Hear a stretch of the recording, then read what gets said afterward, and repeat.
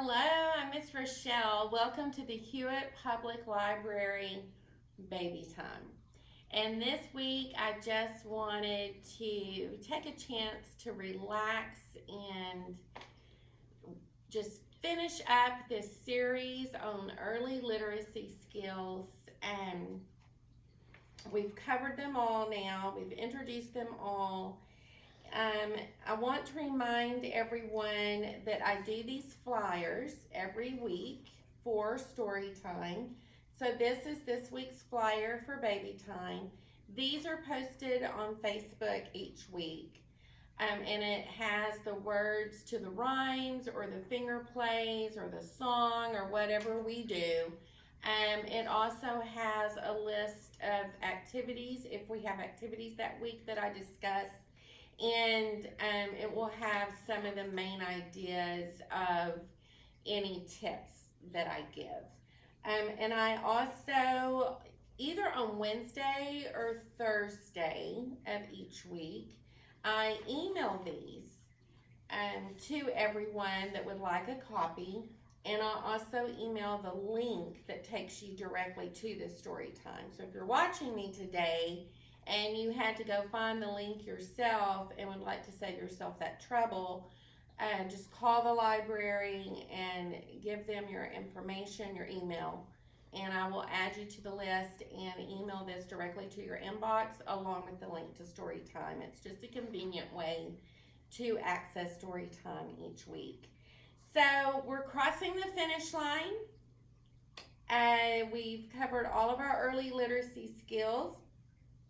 And I pulled, if you will remember, those of you that have been watching, when I wrapped up the unit on social emotional learning, I took quite a bit of time talking about how those foundation skills build into pre-K skills and kinder skills and so forth. And so my first idea was that's what I'm going to do at the end of the early literacy series. I'm going to show how all those skills build, and that'll be great. And then when I pulled the kinder skills, I guess this is a good thing, but there were too many. And so we've covered a lot of skills that are actually part of this document. This is the Texas Essential Knowledge and Skills for Kindergarten. I also have printed the one for pre-kinder, but I just stuck with the kinder because otherwise it's even too much paper to show you. And so you can access this on the Texas Education website, and what they do, they look at what children need to know when they graduate from high school, and then they back it up, back it up, back it up, back it up. Each grade level, back it up. All the way down to early childhood and toddlers. And you can find this information on TEA, and you can also get the early childhood where it starts at just a few months old. It has a link to those documents as well. And so instead of going over them, I'm just going to show you the blue highlights. And so these are the ones that we have directly introduced. So we have introduced these skills at a foundation level for babies to build to these kindergarten skills. And some of these could have highlighted because technically we had introduced some of the foundation for it. But if I didn't feel like I had really talked about it and directly talk to you about it, then I didn't highlight it. And so these are just things I've talked to you about. And so identifying and producing rhyming words, we do that just about every week. And so demonstrate print awareness. And here are 5 different things you do for print awareness. We've covered all of them. And so these highlighted areas, it's about 22 if I remember correctly. The count is about 22, and then this is where it moves on to writing. And so I didn't go to that. But that's how much you're accomplishing when you read to your baby. And so, all of you new caregivers out there with these little newborns and little babies, and you're just so excited for their future and trying to do all the things you need to do to give them a head start, you're doing a great job. And if you even do some of these things, you're doing awesome. So the flyer for this week, the activities, one is to the opposite of what I normally say, and it is to take a verbal break. And that sometimes you can just take a book and just take a book and just let your child look at the pictures and just take time to let them reach for it and just be in awe of what they're looking at, the colors and so forth. And so it's okay to do that. That's good for them. So sometimes you can just take a break and maybe you just need to relax. And then normally we say talk, talk, talk. And so just a reminder that when your baby is cooing and babbling, we often do this naturally. We'll listen, we'll stop and listen, and then we will respond. And just when you can, respond with intention. So kind of predict what they're cooing and babbling about and have a conversation with them about it. Verbalize what you think they're saying. If you're holding a rattle and they're reaching and cooing and babbling, then you can verbalize, oh, you want the rattle, and you're teaching them language, and that leads to reading. Rituals are important with your child. And so one ritual might be singing the same song every night. The rhymes and songs that we do each week, pick some favorites and make those part of a routine. Repetition, your babies thrive on repetition. So it's fun for us to introduce new things, and it also introduces new movements and new vocabulary, and it definitely has its place in your child's development. But repetitive rhymes also have an important place. So be comfortable having your favorites and doing those every night, every morning, every diaper change, every bath time, those type of things. Take a baby for a tour around your home. Not too long ago, we talked about going around the neighborhood. You can do this in your child's bedroom, in your home, and just point to things and talk about them. You can name them, you can talk about their use, their color, just have conversations about everyday things because it is all new to your baby. So what I did this week, I pretended to be you. And so I thought back to when I was a parent, and it's quite different from being the person planning story time, because when I plan story time, I get on the catalog and I search for books that will best help me present the theme of the week. I didn't do that as a parent. There were times I did that, but oftentimes I was too busy and I just needed some books. And so when you walk in and you're just grabbing books off the shelf to sit on the couch and read with your child, or to take home and read, I just decided to pretend to be you. And I grabbed some books and I have not practiced. So I am just going to pick up these books and just kind of talk about some things that you can do. And in no way am I going to cover everything we've talked about. We would be here for quite a while. But so this one, My Mother Goose Collection, Playtime Rhymes. Rhymes are important. This is one of the kindergarten skills that I just happened to read. That wasn't on purpose. But you are already hitting the early literacy skill of print motivation and print awareness just by picking up the book. So it's okay to just pick up the book and talk about turning the pages, and just take your child's hand and turn the page. Point to the words. You don't want to point to the words every time you read a book and to every word, because then you interfere with the picture and it distracts your child. But it is good to point to them often enough that they understand that you're reading the words and not the pictures. So especially on the title, Playtime Rhymes, My Mother Goose Collection. This book has rhymes on each page, so you wouldn't have to read the whole book. So I could go through and just talk about the pictures. I can talk about the colors. I can talk about the sounds a pig makes. I don't have to just read the rhymes. So those are different things that might come to my mind. Oh, I remember that learning sounds that animal makes, that's important because it helps children later learn sounds of letters. What sound does a pig make? And so there are a number of things that I could do with this one book to hit different literacy skills. And then the rhyming, remembering to emphasize the rhyming words. Ring around a roses, a pocket full of posies. And so those type of things. And so this one is about a teddy bear. And so I may want to go get my child's teddy bear and hold it and point to the teddy bear in the book and then show the teddy bear in my lap and let my child hold the teddy bear, because even though they aren't understanding everything, they're building those connections and you're building background experience. And background experiences are very important for your child. This one is Hoot Hoot Pop-Up Fun. And so this is a great book, especially for the older babies, to sit and manipulate themselves. There are lots of things to talk about. Pointing.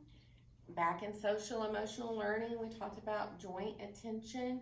So I would be very tempted to point to things in this book, to take my child's hand and point to things, and to talk about what I'm looking at in this book.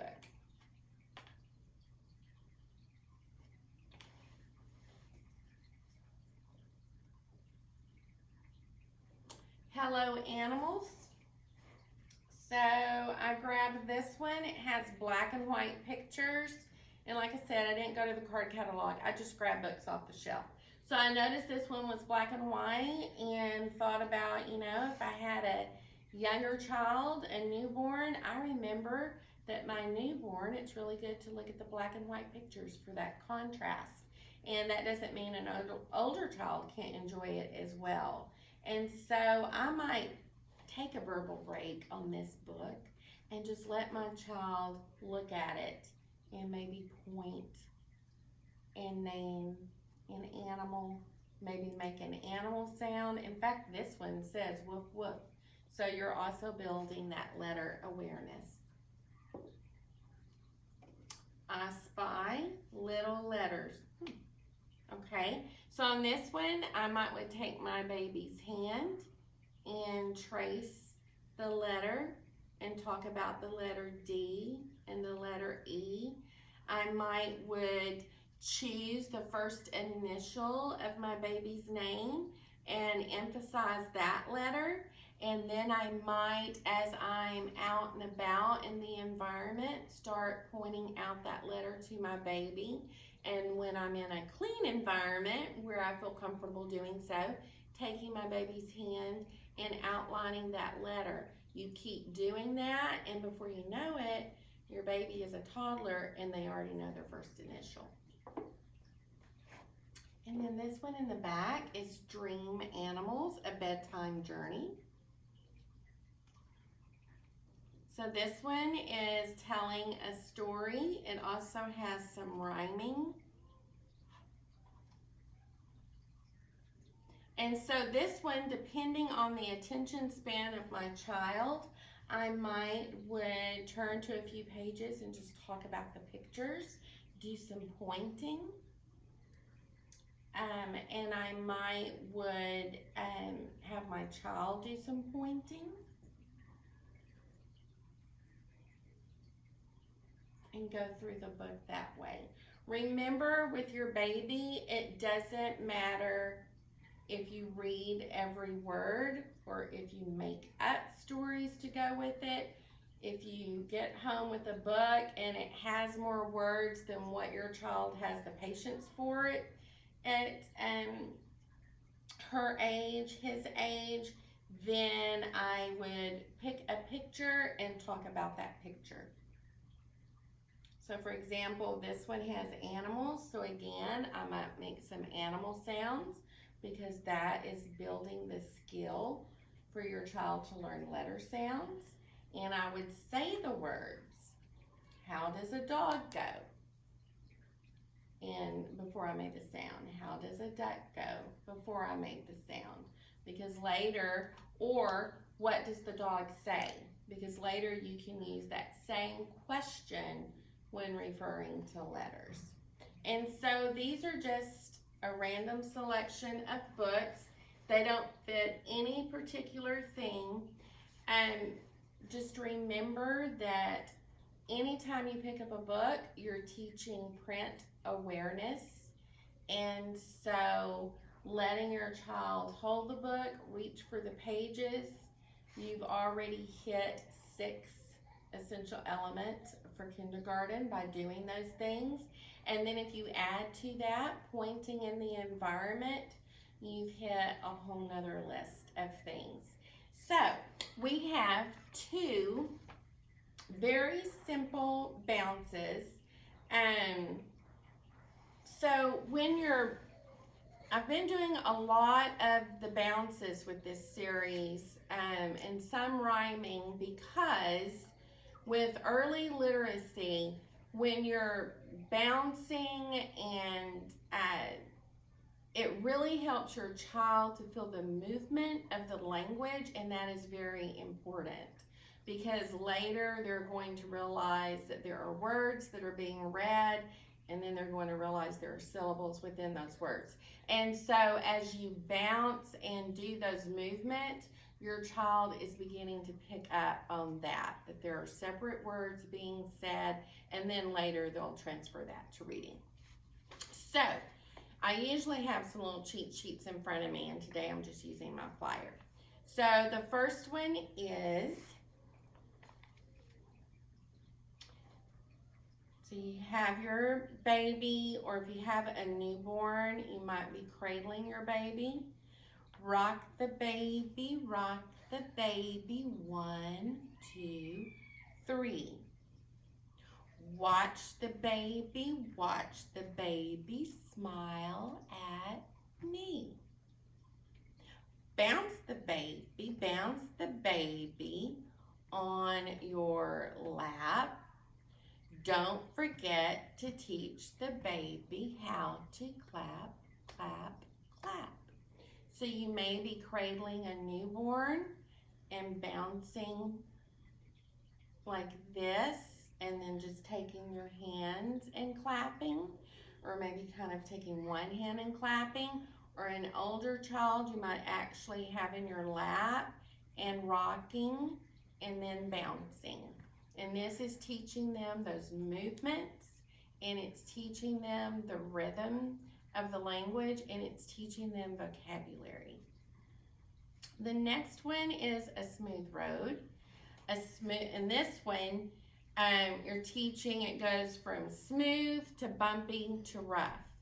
And so if you're cradling, then you just start very gentle, and then you would speed up a little bit for bumpy, and for rough a little more.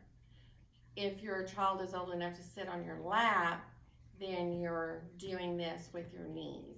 And then if you'll keep the rhythm, kind of a rhythm as you're going through the language, then you're teaching a lot of, you're giving them a lot of sensory clues about language and the rhythm of language, and that words stop and start. So, a smooth road, a smooth road, a smooth road. A bumpy road, a bumpy road, a bumpy road. A rough road, a rough road, a rough road. And then you can also do this on your lap.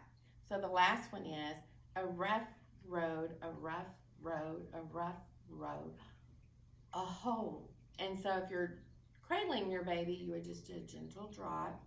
If you're holding your baby on your lap, you can move your legs and kind of drop them down just a little bit. And so I hope you enjoyed today. It's just so important to have fun with your baby with books and with rhymes, lap bounces, songs, all the little plays that we do with them. It teaches them vocabulary, it teaches them the difference in words through all of their senses. So I hope you enjoyed our series on early literacy skills, and I'll see you next